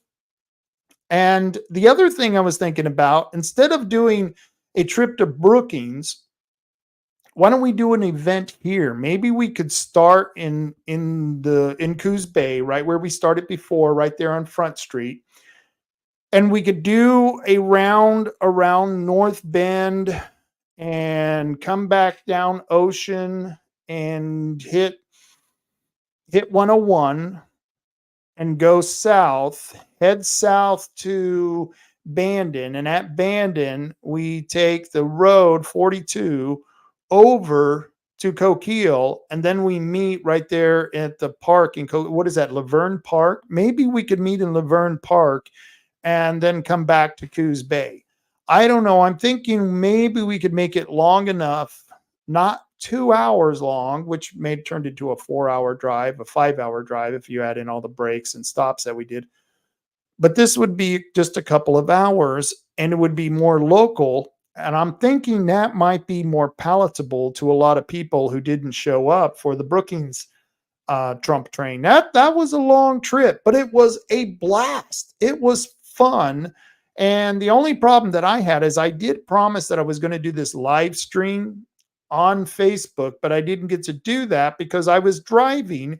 And even when I wasn't driving, I was trying to organize the Trump train to get everyone in the right place. And so I never got a chance really to even grab my phone to film anything. So I got a couple of pictures. Here are my pictures and other people's pictures here on the screen. And there's the lineup we did. Isn't that beautiful? All those cars showed up. Like I said, in the end, we had 77 cars all in total. And this is the front of the line. That truck in the middle, that belongs to Shar. She's one of the people down there who helps organize this. And I'm been in conversation with Shar. We kind of got part of the problems in the Trump train is we didn't know the total route that they did in Brookings. They said they do a circle around Harris Park and then we were supposed to go back to this parking lot. Well, they did a circle around the port's RV park. We didn't know that they did that circle. And then they went down to Harris Beach and they did a second circle. And some people didn't know that we were going to do that twice and that we were supposed to meet back at the parking lot. So some of us got divided there. Some people started heading north on 101, going back home to Bandon or Coos Bay or wherever they lived. And so that's where we lost a few people. Then there was our lady who was leading us, Danessa. She was in the truck that had the red elephant, and she was following someone she thought was in the Trump train or might have been in the Trump train, but they went right instead of going left at Harris Beach, and she ended up at some rest stop. She was at some rest stop and they got trapped in the parking lot. And so they didn't know what to do. So some of them went home. Some of them came back with Danessa because we got in touch with her and told her that we're meeting again back at this parking lot, which is right outside of the Hungry Clam. This is where I told you all we were going to Hungry Clam and in Brookings. And so this was what we did. And when you don't know all the details or you misunderstand the details, or if there's someone who gets in front of you that you start following who isn't really going where the rest of us are going, boy, it could cause a lot of problem. I was thinking if Antifa realized this, an Antifa car could get into the Trump train, put all the Trump regalia on, put all, all the paraphernalia for the Trump campaign all over their car, and put an American flag up and start leading half of the group. At some point, an Antifa could lead us off into some other area. And I wonder how many people would follow a car that just happens to go another direction than the original leader that we were following in the Trump train, because you have breaks. There are stoplights in Brookings, there are stoplights in Gold Beach, and same on with Coos Bay. So at any point, someone could really take charge of a Trump train and start leading people completely the wrong direction. And that's kind of what happened, except it was on accident. So the leader of the banding group took a right instead of taking a left, but she did an excellent job. Other than that one small problem, which really wasn't a problem because, this is going to happen when you do an event like this. But other than that incident happening, it was a beautiful time. And I hope everyone who didn't get back to the parking lot at the Hungry Clam the second time so that they could ride back with us to Port Orford, I hope you're not angry. I hope you're not mad, because we apologize. Things like that are going to happen. And I wish we would have been a little more organized. But remember, like I said, I only had a week to plan it. The next one I plan, I'm going to have a little bit better map of where we're going and a little bit better time schedule. Just to help the drivers who are in the different cars. And if we go to Brookings, I promise you, ladies, yes, we will have a bathroom break for you, for all the high frequency peers out there. I don't know. I guess I'm a low frequency peer because I do this show, and there are some times we'll go on 3.5 hours and I haven't left my seat. So I don't know, and I promise you, I don't have a beer bottle under the desk that I'm using during the show. I promise you that. So I don't know. I'm just a low frequency peer, and I understand that. My mother is a high frequency peer. I mean, it's we always make the joke when we get in the car. Are you sure you don't want to go to the restroom again?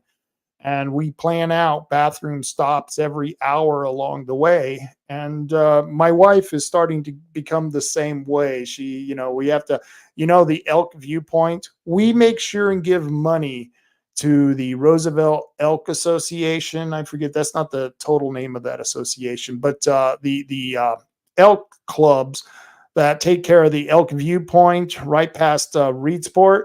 We always try to give them money because we're always using their restroom, and we want to make sure they take care of that and keep that going there, because we need that between our trips to Eugene or Portland from Bandon. By the time you get to the viewpoint, it's about an hour and a half, an hour and 40 minutes.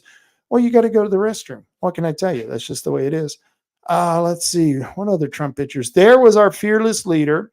Beautiful, beautiful truck, beautiful decorations. Now imagine taking that 55 miles down the highway. That's what we did for 2.5 hours from Coos Bay to Brookings, and it was a great time. We had a really good time, and I want to thank Danessa. She's standing right there in the back of the truck.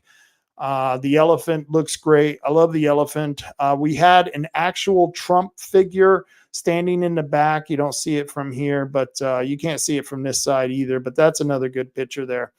That's another good picture. Oh, we'll talk about that in a minute. But let me, there was a video I thought you guys might be interested in seeing. There was a pretty cool video up. And if I can get that on the air without too much dip. Yeah, there we go. All right, let's see if we can switch this over here. Screen sharing. Yeah, I'm just learning this stuff. It's just new stuff. Here we go. Here's the Trump train. That's the Trump train. Let's get into theater mode. And that's my buddy Andre Bay. And Andre, I've known him for probably about 10 years. He's a good guy. Let me play this for you.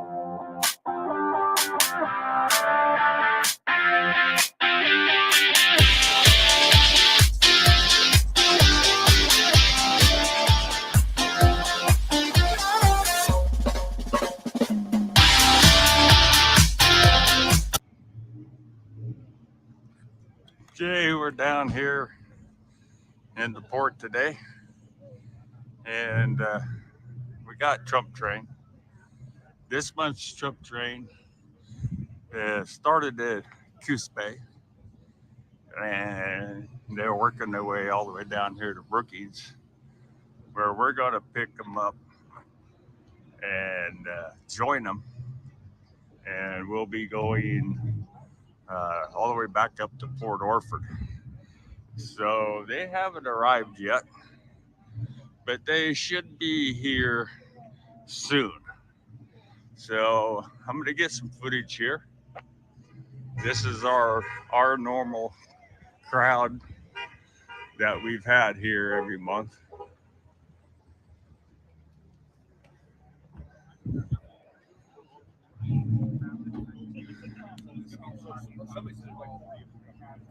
So that's gonna be a good rally today.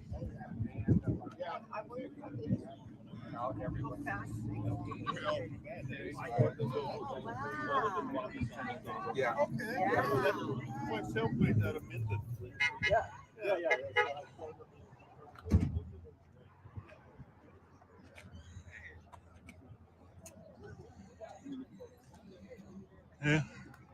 it's a little bit bigger than our normal crowd. You need to get out of here? No, I'm good. Okay. If you need to move, you let us know, all right? No, I'm over there. Oh, okay. Sorry. That's okay.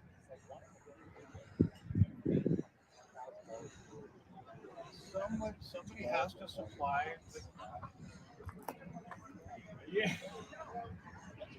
Holy Toledo, man. Really good crowd. Let's get up here. I want to see what Char's got on her truck this month. She's changed the theme. We just figured out where our bathroom break will be. Okay. That's great.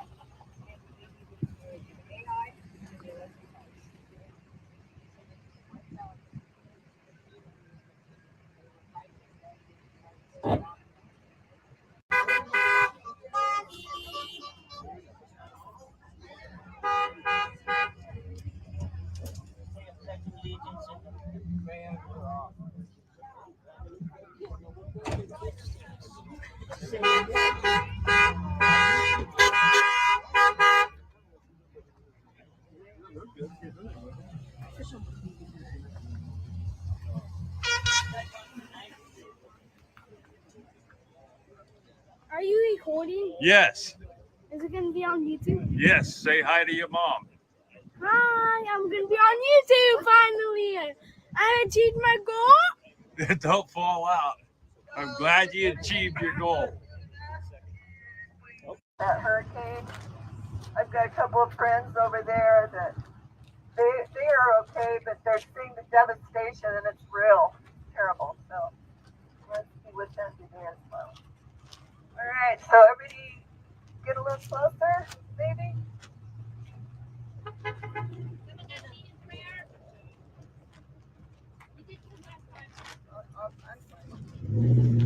I'm not great at it, but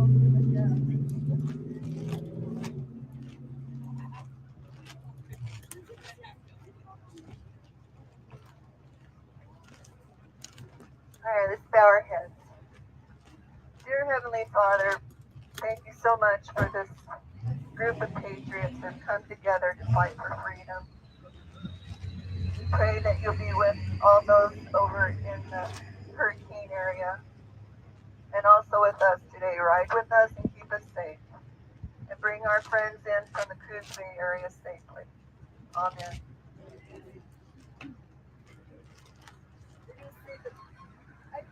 I think we should wait for that group to say the pledge. You guys okay with waiting a little bit longer for that? About 10 minutes? Yeah, they're almost here.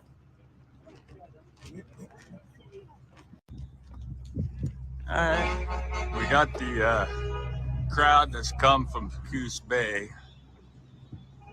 down through Bandon, Gold Beach, or Port Orford, then Gold Beach, Brookings, and they should be coming down around here, and I see them.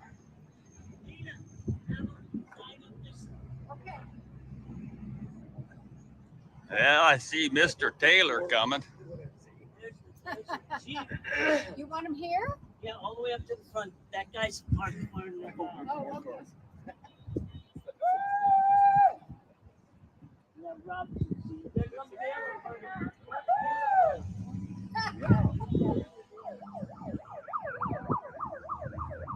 somebody got... Direct them in here, Mark. Direct them in here, brother. Yep. Let's just direct them right on in. You guys can stand right over here. We're trying to direct them right over into here.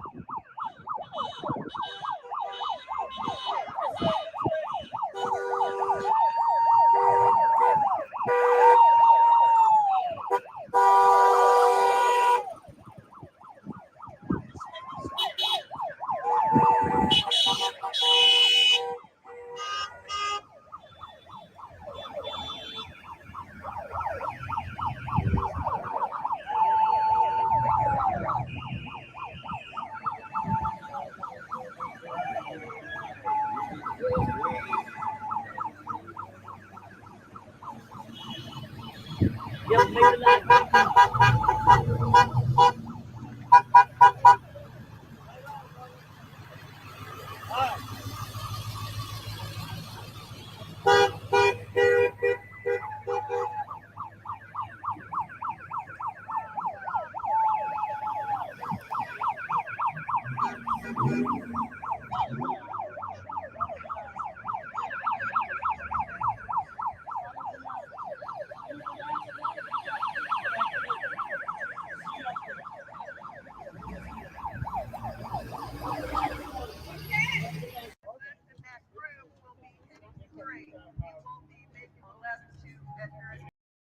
All right, and so they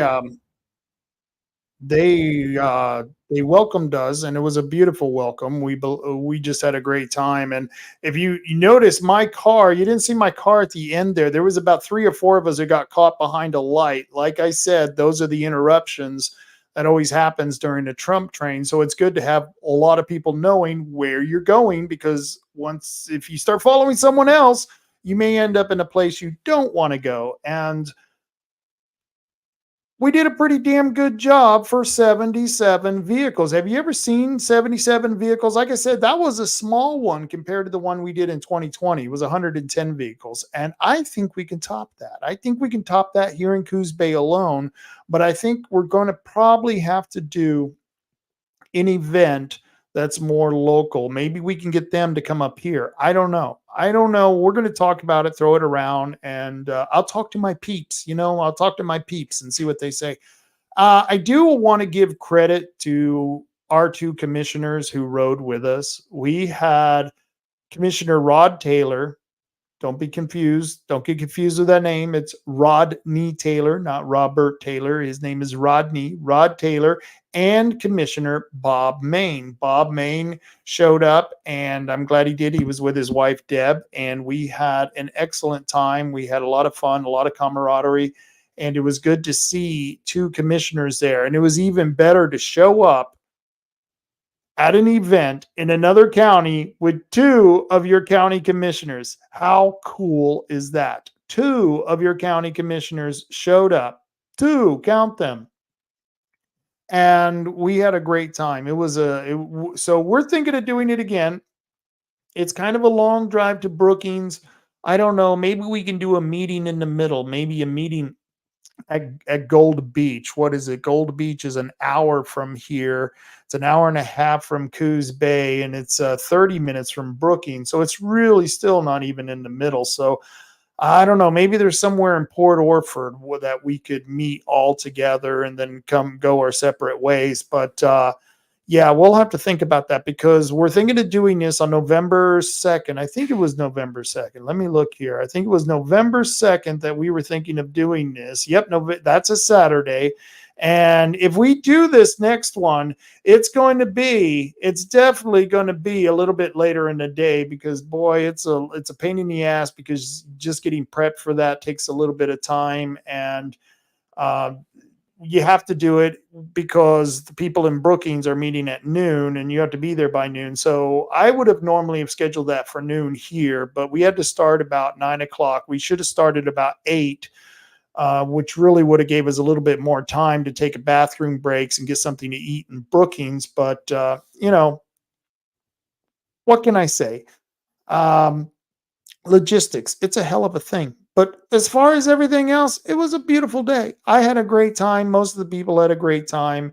And I would highly recommend it to anyone out there who's considering doing another Trump train. And I'll let you know, by next week, I will have an answer for you, yay or nay, that we're doing a Trump event. We're thinking of doing an election party, and that will be sometime right after the election, maybe I guess we would do that on election night. Maybe we'll have an election party on election night. Then we can see the results as they come out. And of course, I don't know, you having a party on the election doesn't really allow you to see the results, because the election takes a whole week to get all the numbers in anymore. And it's amazing. We're a modern society and we're using all these fancy machines to count our ballots. And yet we take longer now than we did when we were counting them by hand. What's going on there? I don't know. You conspiracy theorists pull it together and figure it out. I don't know. But it was really neat that so many people showed up. We had such a great time. And I know that if we did it again, it would be another really good time. One of the things, to switch gears here, one of the things that we're doing is we've got an election integrity group here in Coos Bay, and hopefully in several other counties across the state. And I can't really go any more into detail, because we're just, they're doing this quietly. They're meeting at people's homes.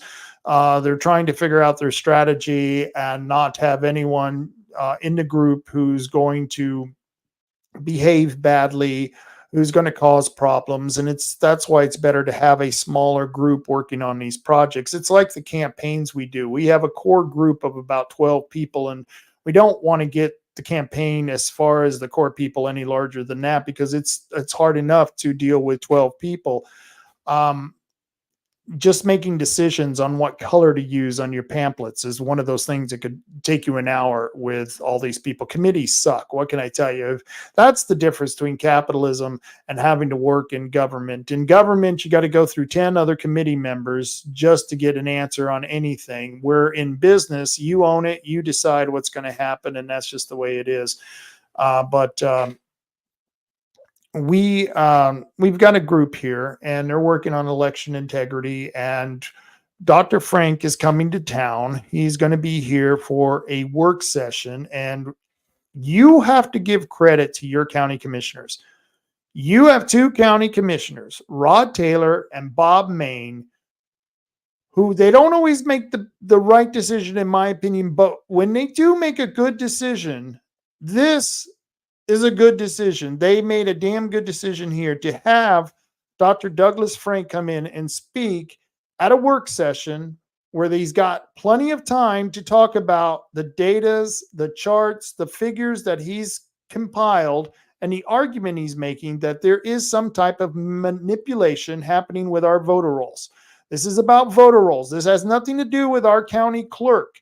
To be clear, once again, this does not have anything to do with our county clerk. This has to do with the voter rolls and how they're being manipulated by the state. This is from the top down, not from the bottom up. So we're not making any accusations against our clerk, Julie Brecky. I know she's taking it personally. I know she gets upset when we talk about this. I don't know why. She don't like to answer questions. Isn't that funny how politicians, even if they're not doing anything wrong, they still sometimes are annoyed by having to explain themselves. They really don't like it. And what really ticks me off is when you got these politicians who some reason they think it's not their job to explain to you why they did something when that's exactly their job. They are our employees. We're the citizens. They work for us.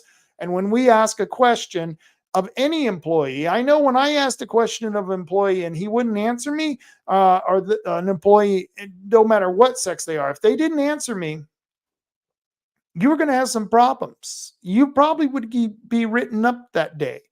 I don't know about how you treat your employees, but if I feel like I'm having to deal with an employee who's being insubordinate, you're damn right I'm going to write him up. And not answering a question when you're directly asked a question, that's one of those things that would get you a write-up from me, at least as a supervisor.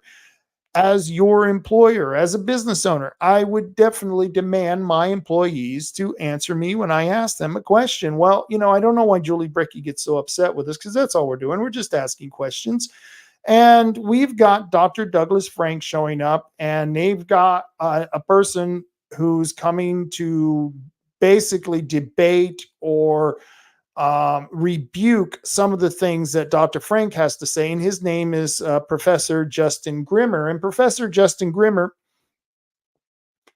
he's one of those who's been trying to debunk Frank's data for a long time, which I don't understand how he's going to debunk this. This is the data that Frank is using is from the Secretary of State's office. I don't know how you debunk the data that comes from the government source itself. We're complaining about the voter rolls that are compiled by the government, and we're using their data to make the charts and the graphs to show that there's some type of manipulation going on. So somehow this guy, Professor Justin Grimmer, is going to try to show that all of this is BS and that Dr. Douglas Frank is a grifter and a bullshitter, and he's not worth listening to. And I would say, no, that's not true. He is. I've seen the evidence. I've seen the data, and I want to see him actually challenge what Dr. Frank is saying. So this is going to be really cool. This is happening in Coos County this Thursday.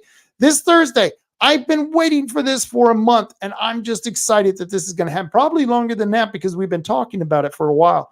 And when we started talking about this work session, when we were at the commissioners meeting and the commissioners were batting it back and forth, we didn't even have any idea that this guy, Professor Justin Grimmer, is going to be here. And I'm just as excited about him showing up as well, because we will get to see people put forth both ideas. Isn't that what we're supposed to do? Isn't that what we're supposed to do as a society? We're supposed to grow by asking questions, hearing what people's opinions are, whatever facts that they are able to produce and where those facts lead us.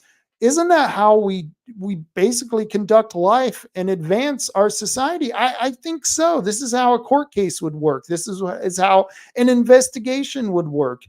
And that's all we're asking as citizens who are demanding that our employees, aka the government workers, our representatives, our employees, do these type of events. And this is exactly what we want to see. And I'm going to enjoy this. This is happening at the OANN building in Coquille, Thursday, October 10th at 9:30 a.m. Come out, folks. If you're watching this show and you're part of Election Integrity, I don't care where you are in the state, Thursday morning at 9:30, you need to be at the OANN building. This is going to be one good event. And hopefully, I'll be able to film this, if not live stream it. It should be quite interesting. And none of your business, he says, ironically, the voter fraud is worse than Frank can prove, debunked my ass. I agree with you. Most of the court cases that I have seen, most of them, they were thrown out of court, not because of the evidence. They didn't even look at the evidence. They were thrown out of court because the judges said that we, the voters, had no standing in an election case. I don't know how that's even possible. I vote, you vote. I think all of us have standing in our elections. The election is one of the most important things in this country, our ability to vote for our representatives. It's one of the most important things in a constitutional republic, to be able to vote for your representatives. And these people, they speak out of both sides of their mouth. They were mad because we had an advisory question. You know what they said? They said the advisory question would destroy democracy. How is it a commission or a city council asking the voters a question going to destroy democracy? In fact, it's just the opposite. You are putting a thought out there, a question out there to find out what people think using the democratic system. So I don't know about you, but yeah, this stuff is just nonsense. None of your business. He's going to town down here. He says leftists have zero integrity. No, they have less than zero.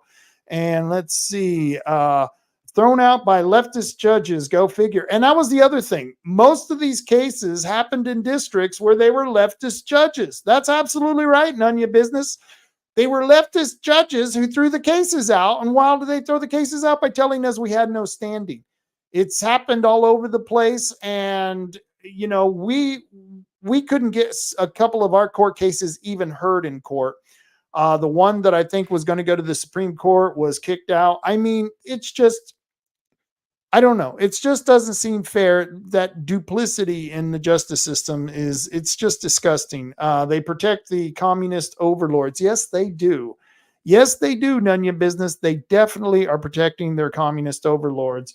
But you can find out more about election integrity and how the data shapes out here in Coos County. The data, we got the data.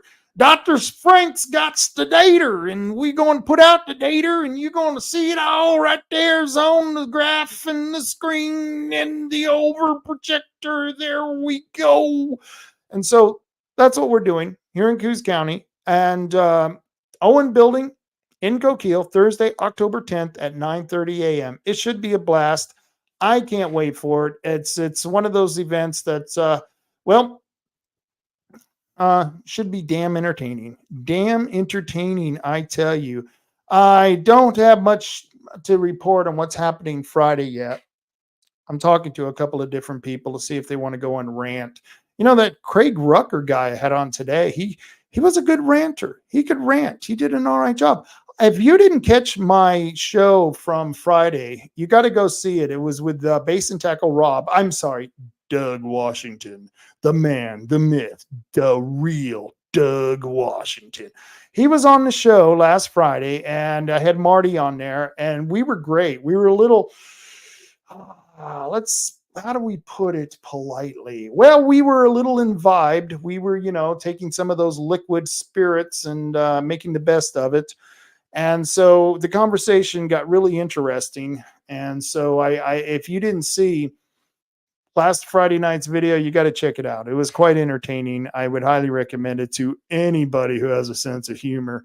We are going to have more of our rallies. You can find out more about that on our Facebook page, Oregonians Against Wind Turbines. We're going to have two more rallies happening this month. We promised you all the way up to the election. We're going to have rallies. Then we're going to take a break for a while because they just postponed the auction. So we got a little bit of time, even though the timeline is still ticking on the Bonn project. Don't think they've gone away. They have not.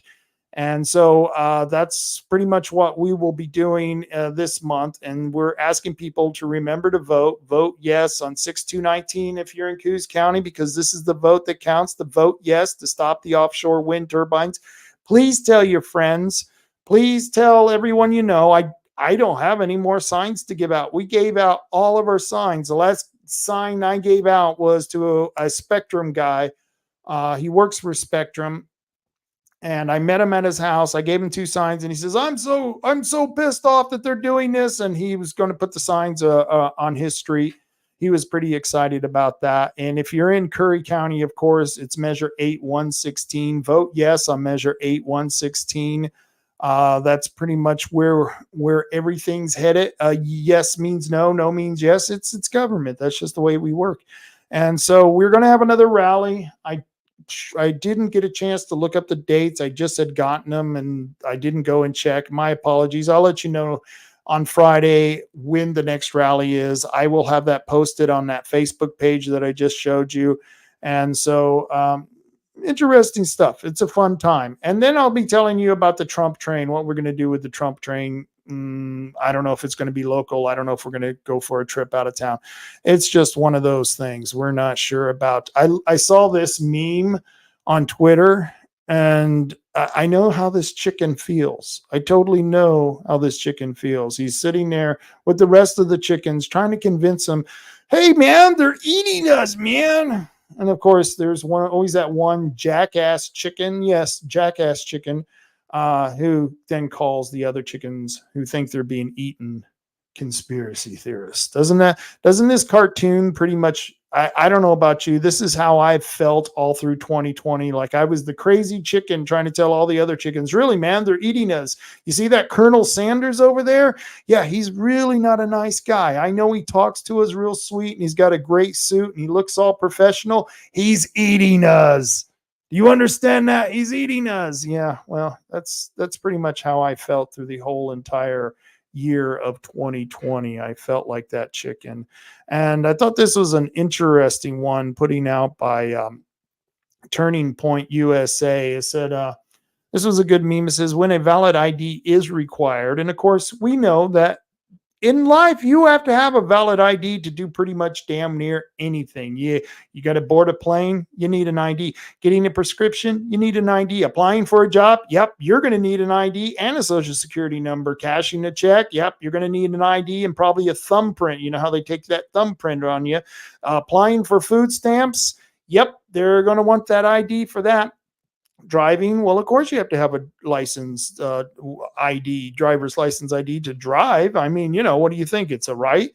Getting married, what, you think that's a right? No, you have to have an ID to get married. I don't know why. It's crazy. Adopting a pet, yep.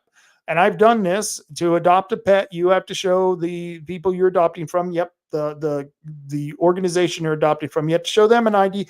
Buying alcohol, I am 59 years old. I'm near 60, and they still ask me for ID buying alcohol. I'm probably old enough to be most of these people's grandparent, and they're still asking me for ID for buying alcohol. Yet, if you look in the other category when it says when a valid ID is not required, voting. For some reason, the most important activity that you could partake in a civilized country, a first world country, the most important activity you can take participation in, and that's voting. And no, we don't need an ID. Just come on in. Yes, John Smith. John Smith, come on in. We like you, John. You're the 8th John Smith we've seen today. Please vote again. Vote twice. We don't care. We don't need an ID.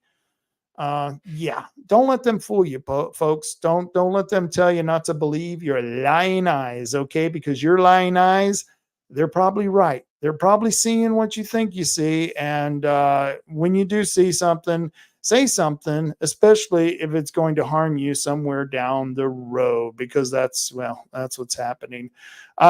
We saw, I don't know where Tim is from Tom and Gigs. He wasn't on here, but we saw Matt, and he never sent me word whether he had a winner or not on the 3H tree service. Yeah, I don't know. Let's see. Let me check my emails. Nope, I don't got anything from Matt. He didn't say anything. So no, I don't know if they got a winner at 3H tree service. So if you can find them, well, maybe you can be the winner. I don't know if they didn't send me a notice whether they won or not. So usually that means they have not had a winner. But if you want to get those trees taken out of your land, in front of your house, next to your business, well, 3H Tree Service can take care of you at 541-294-1800. Once again, that's 541-294-1800.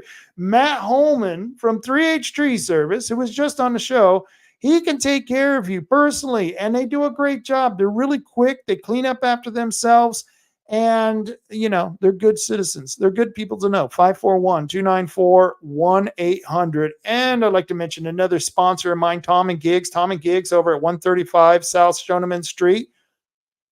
Tim over there and all the crew, Josh and the other guys, they can take care of all your automotive needs. If you need an alignment, if you need a sidebar, you need a light bar, you need a tonneau cover, you need some tannerite. You might need some freaking tannerite. just saying tannerite makes me want some tannerite. I don't know why. I just want to go blow up something. I don't know. It just, what can I say? It's all that, what is it called? Toxic masculinity. That's it. I've got too much toxicity in my system. I got to go blow up something to release some of that toxicity. Well, if you want to be able to do that, you can go over to Tom and Gigs and pick up some tannerite, or you can get your car fixed, or you could get an RC car, or you can get a really cool t-shirts. They got some really cool t-shirts. And I'm stretching away from the microphone. They got some really cool hats. I can't put the hat on because I got my headphones on. But let me show you this. Let me put this on the air here. Isn't this cool? Tim from Tom and Gigs got me a signed hat, signed by Ted Nugent himself. That's right. The Detroit City Madman. Yes, and damn Dee. Thank you, Tim. You rock. You kick ass. Ted Nugent. Look at that. Ted Nugent. I'll put that one next to my other signed hats. Yes, I appreciate that. That's a cool way to do that. Signing a hat. That's maybe I'll do some Rob Taylor Report hats. That's what I need to do. That would be really cool. But Tim got me that. And if you need to get taken care of, your automotive needs need to be taken care of, I'd recommend Tom and Gigs. Go see Tim over at Tom and Gigs, 541-8888, 541-888-4660. Once again, that's 541-888-4660. And they're at 135 South Shoneman, right behind the car wash in the Empire neighborhood. Herbal Choices. Yes, and damn DD Herbal Choices, another good one of my sponsors. If you have some herbal needs, you've got a lot of choices from Herbal Choices. You can go south of Bandon, hit an Herbal Choices there, and then on your way up, going north, you can hit another store in Coos Bay on Highway 101, right there in South Coos Bay. Yep, they've got an Herbal Choices there. And as you're going, wherever you're going to, on the way back, when you're in the southbound lane coming through North Bend, they've got an Herbal Choices right there in North Bend. Great place to go. Great people. Smiles with the service.